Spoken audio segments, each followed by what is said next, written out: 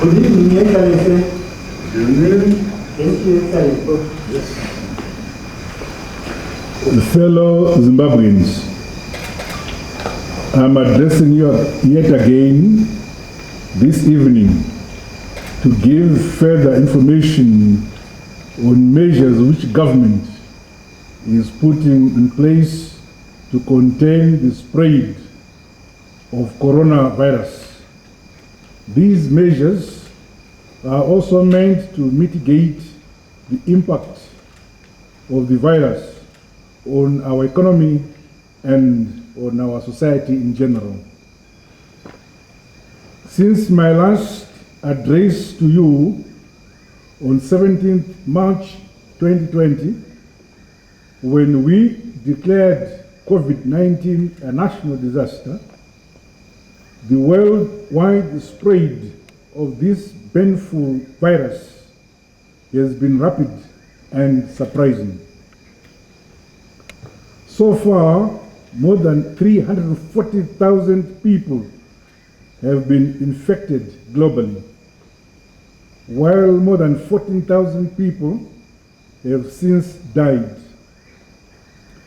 The world keeps counting both on new infections and fatalities. It is a grim picture globally. As already announced, our country has recorded 2 cases of infection, both of them imported. Sadly, in one such case, the latest to be announced, the patient has since succumbed and died. On behalf of the party, ZANU-PF, government, my family, and on my own behalf, I wish to convey my deepest condolences to the family of the late departed on this its saddest loss. We share in their grief and join them in bereavement. The sad passing on of one of our own, as well as the spiraling infections and deaths worldwide, require that we continue to urgently review our situation with a view to strengthening our defenses through additional, more stringent measures. Like I indicated in my previous address, we might have to limit, suspend, or even forego certain social, economic, and recreational activities we had grown accustomed to. The pandemic today challenges all our normal chores, habits, and behaviors, and we all now have to adapt to a new, unusual social culture. To keep pace with the fast-changing national and global situation, government has decided on the following additional measures which take immediate effect. Border controls. While our borders remain open to essential traffic, both in the interest of our economy and that of corresponding economies of our region, we have decided to ban non-essential travel and traffic, both inbound or outbound. Except for the movement of cargo, government will close all our borders to human traffic. This, however, will not affect returning residents. Screening on essential traffic will continue to be enforced strictly in line with best practices and guidelines prescribed by the World Health Organization, WHO. As announced previously, measures on designated border crossings remain in force. Returning residents. All our returning residents will be subjected to strict screening procedures, including rigorous enforcement of the 21-day self-quarantine, which must not be breached for whatever reason. Certificates of COVID-19 fitness, especially from countries with a high incidence of infection, would greatly assist all of us in controlling the pandemic, both inside our country and globally. Travel within the country. Further, from now until further notice, government discourages unnecessary travel in and around the country. To the extent possible, families are encouraged to postpone non-essential travel. Additionally, unnecessary movements beyond homes, including social visits to relatives and friends, should be avoided. Essential trips should be trimmed to the barest minimum, both by frequency and by numbers involved. Ban on entertainment and recreational activities.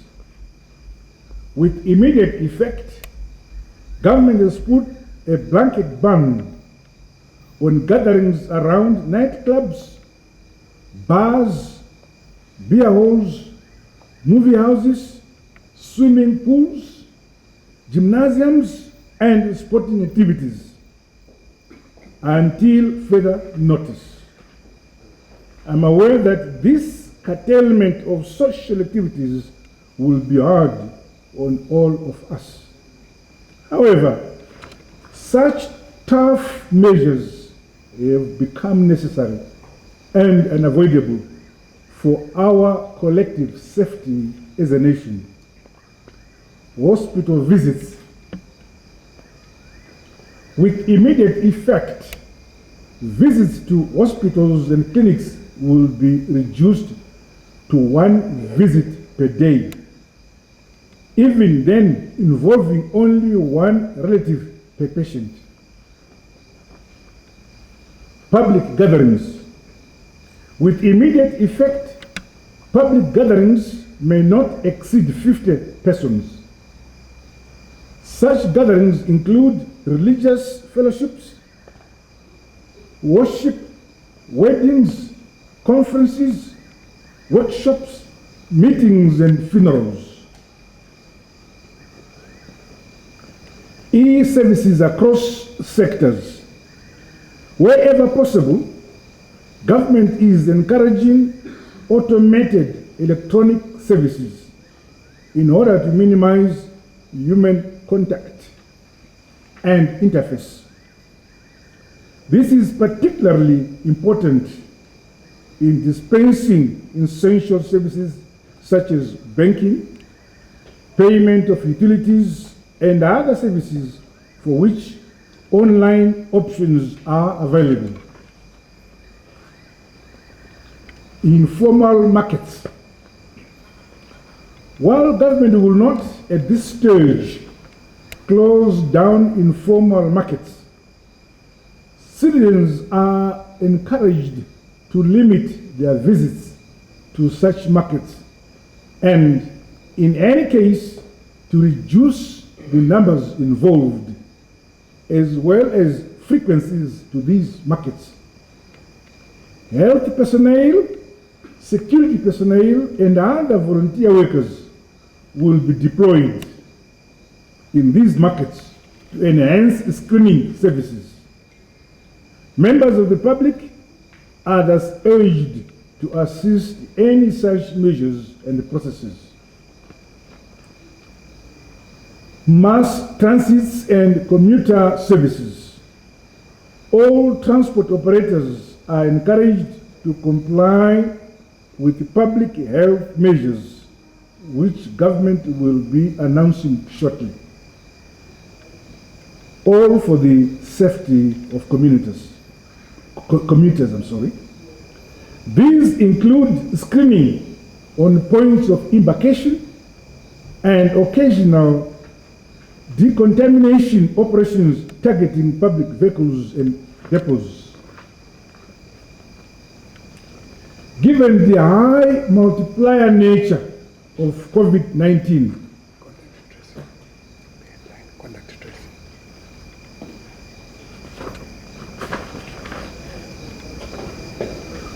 I'm now on contact tracing.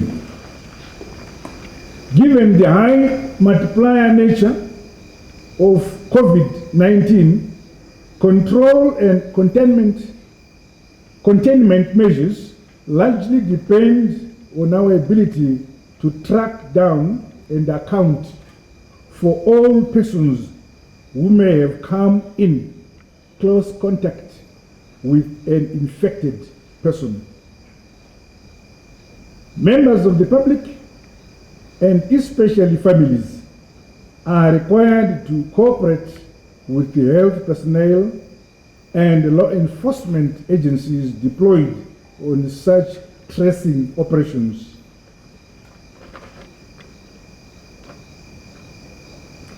Possibilities of decongesting workplaces.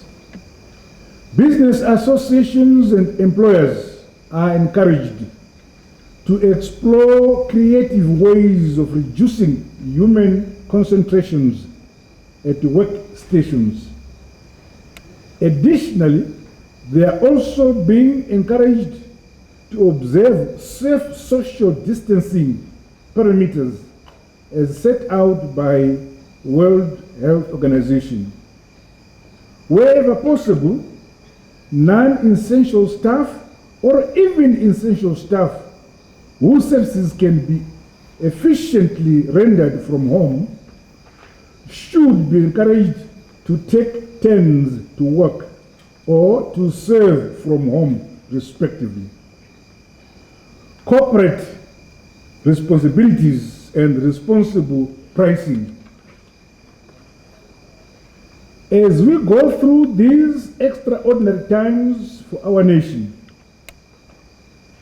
I would want to appeal to our business community to redouble their commitments towards social responsibilities so we tackle the pandemic together.